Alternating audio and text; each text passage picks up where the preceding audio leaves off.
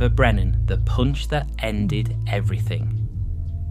Let's start with one of the most shocking moments in European rugby, Trevor Brennan.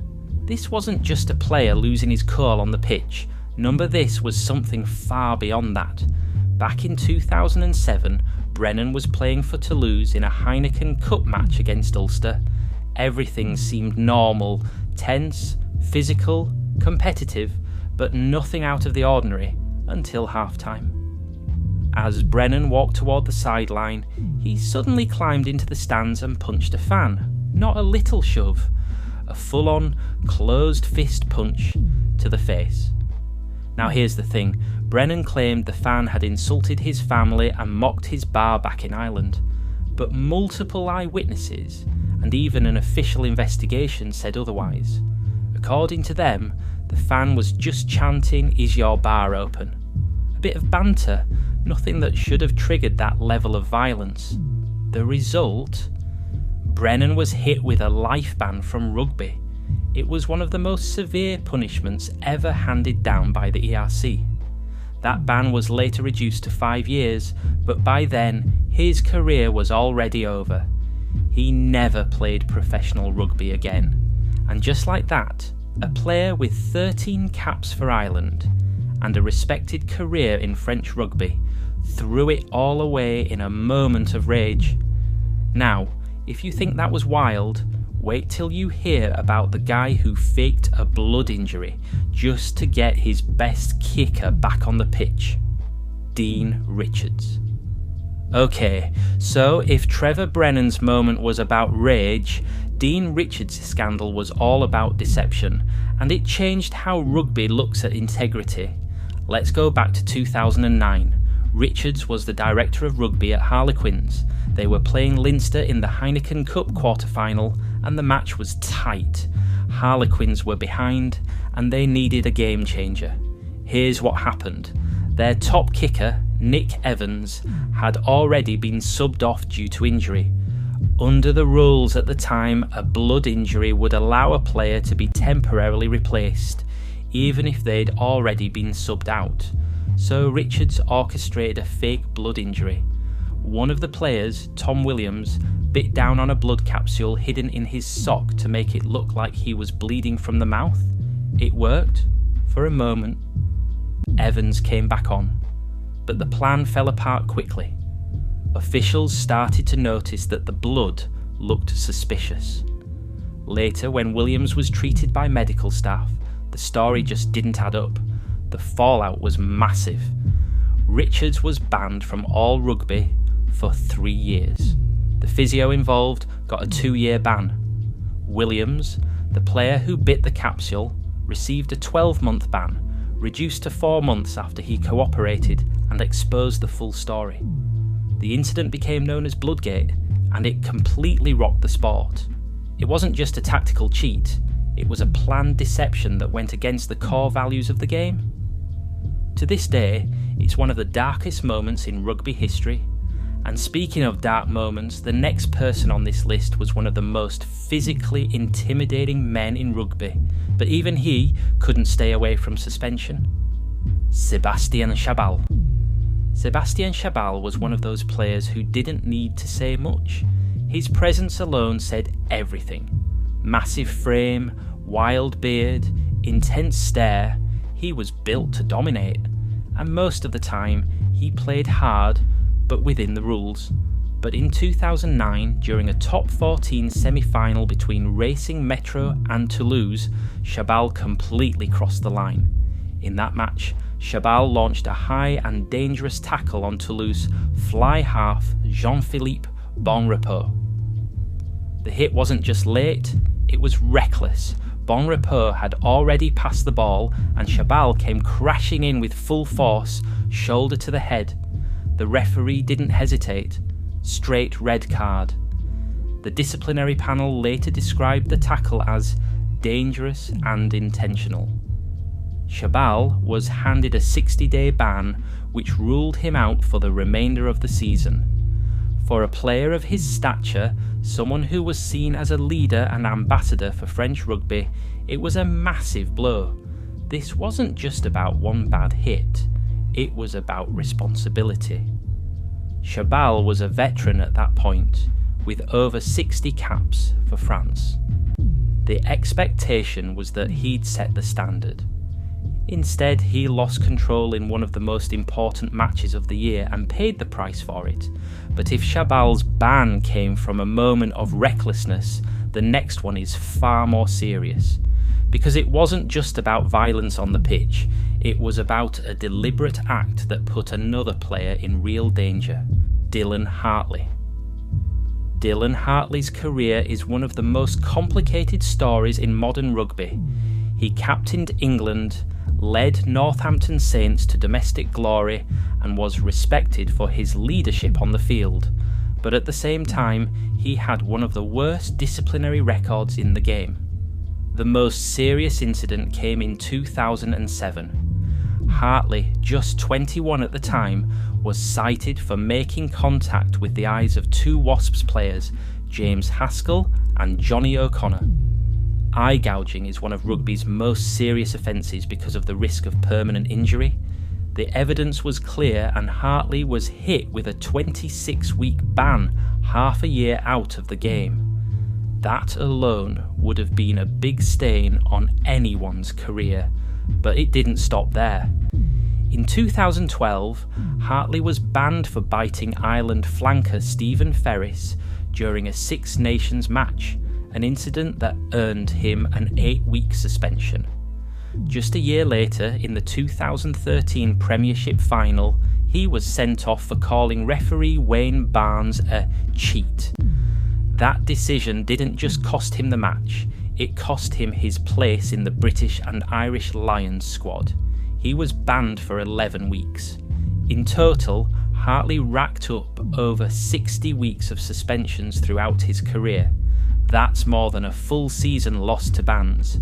And while he did manage to come back and rebuild his image, eventually captaining England to a Six Nations Grand Slam in 2016, those incidents still follow him to this day. From eye gouging to biting to referee abuse, it's a list that no player wants next to their name. But if Hartley's career was a mix of discipline issues and redemption, the next player on this list didn't get that second chance. He got banned for 70 weeks. David Atoub. David Atoub's name doesn't come up as often as some of the big stars in rugby, but his ban is one of the longest ever handed down in the sport, and for good reason. It all happened in December 2009 during a Heineken Cup match between Stade Francais and Ulster. Atoub, a prop known for his physicality, got involved in an off-the-ball incident with Ulster's Stephen Ferris. And it wasn't just a cheap shot or a late hit. Atoub was caught on camera gouging Ferris's eye. Not once, not in a scuffle, but deliberately while Ferris was pinned on the ground. The footage was clear and the reaction was immediate. The disciplinary panel reviewed the incident and handed Atoub a 70-week ban. That's nearly a year and a half, one of the longest bans in professional rugby history. And what made things worse was that Atoub wasn't a first-time offender. He had already been suspended for a similar offence back in 2004, so this wasn't seen as a moment of madness, it was part of a pattern.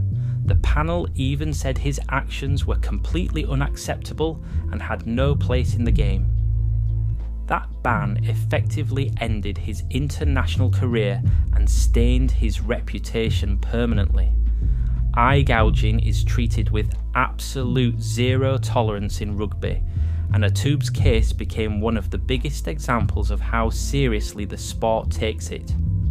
And now, from one brutal moment to another, next up is a man whose elbow became infamous in rugby circles. Richard Lowe, the All Black who took physicality to a whole different level. Richard Lowe. Richard Lowe was the kind of player you didn't want to run into head on. As a prop for the All Blacks, he was known for his power, aggression and intimidation. But in 1992, he went too far, and what happened next became one of the most infamous moments in rugby history. During a provincial match in New Zealand, Lowe's team, Canterbury, was playing Otago. Otago fly half Greg Cooper had just scored a try, and as he was diving across the line, Lowe came flying in with his elbow directly into Cooper's face. It wasn't accidental, it was deliberate. Cooper was completely defenceless. The result? A broken nose, facial injuries, and a national outcry. The footage left no doubt. The act was violent, unnecessary, and dangerous.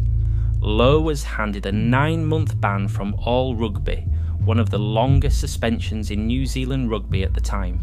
He missed an entire season, including the 1993 All Blacks tour. To his credit, Lowe later admitted he had crossed the line and expressed regret, but that didn't erase the reputation that stuck with him. The incident defined the darker edge of his career and highlighted just how important discipline and restraint are, especially at the highest level of the game. Now, speaking of discipline and restraint, or the lack of it, the next case sparked controversy, not just because of what happened on the pitch, but because of how it was defended off it. Schalk Burger. Schalk Burger was the kind of player who brought intensity to every match. Aggressive, physical, and relentless. He was a nightmare for any opposition backline. But during the 2009 British and Irish Lions tour of South Africa, Burger crossed a line that would overshadow his performance on the day. It was the second test in Pretoria, and within the first minute of the game, Burger got tangled up in a ruck. What happened next was caught on multiple angles. He appeared to make contact with the eyes of Luke Fitzgerald while driving through the breakdown. It wasn't a long or sustained gouge, but it was clear enough to spark an immediate reaction. Burger received a yellow card on the field, which many felt was far too lenient. The match itself turned into a classic. South Africa won 28-25 in one of the most physical games of the series, but the focus quickly shifted to Burger's actions. After the match, he was cited and handed an 8-week ban for recklessly making contact with the eye area. But what made this incident even more controversial was how it was handled publicly. Then coach Peter de Villiers defended Burger, saying things like, "Why don't we all go to the ballet then?" implying rugby was a tough game and people needed to accept physicality. That response didn't go down well. Eye contact in rugby is a red line. Reckless or intentional, it's considered dangerous play, no grey area. The incident led to debates across rugby media about how seriously the sport takes player safety, especially when it comes to head and eye contact. Burger served the suspension, but the backlash stuck. For a player who had been a World Rugby Player of the Year, it was a moment that put his reputation under pressure and forced rugby authorities to look harder at how eye contact offences are punished. Now, from one physical forward to another, let's shift focus to Callum Clark, a player whose ban wasn't about general aggression, but about a calculated and damaging act during a domestic final. Callum Clark. Callum Clark was once seen as a promising talent in English rugby. Playing for Northampton Saints, he had the physicality and work rate that coaches love in a flanker. But in 2012, Clark's career hit a wall, not because of form, but because of one of the most disturbing acts seen on a rugby field in recent memory. It was the 55th Cup final between Northampton Saints and Leicester Tigers. Saints were on the defensive, and Tigers hooker Rob Hawkins was at the bottom of a ruck. What Clark did next was completely beyond the line. In a moment of frustration or calculated aggression, he grabbed Hawkins' arm and wrenched it backward, breaking it in the process. The footage was difficult to watch. It wasn't a heat-of-the-moment tackle or clumsy clear-out. It was a deliberate action targeting an opponent's limb in a vulnerable position. Hawkins suffered a fractured elbow, and Clark's actions were immediately cited by the RFU. He was hit with a 32-week ban, one of the longest ever handed out in English rugby. The disciplinary panel didn't hold back. They said it was a deliberate act of foul play with the intention to injure. Clark pleaded guilty and didn't try to justify what he did, but that didn't soften the consequences. He later returned to rugby and even made it into the England squad under Eddie Jones, but the 2012 incident has remained a permanent mark on his career. It served as a reminder of how quickly a reputation can be damaged by a single reckless moment. Some of these players bounced back, others never returned, and a few changed the sport forever, not through triumph, but through the warnings they left behind. At the end of the day, bans aren't just punishments, they're statements that rugby will protect its integrity, even if it means sidelining some of its own. Thanks for watching.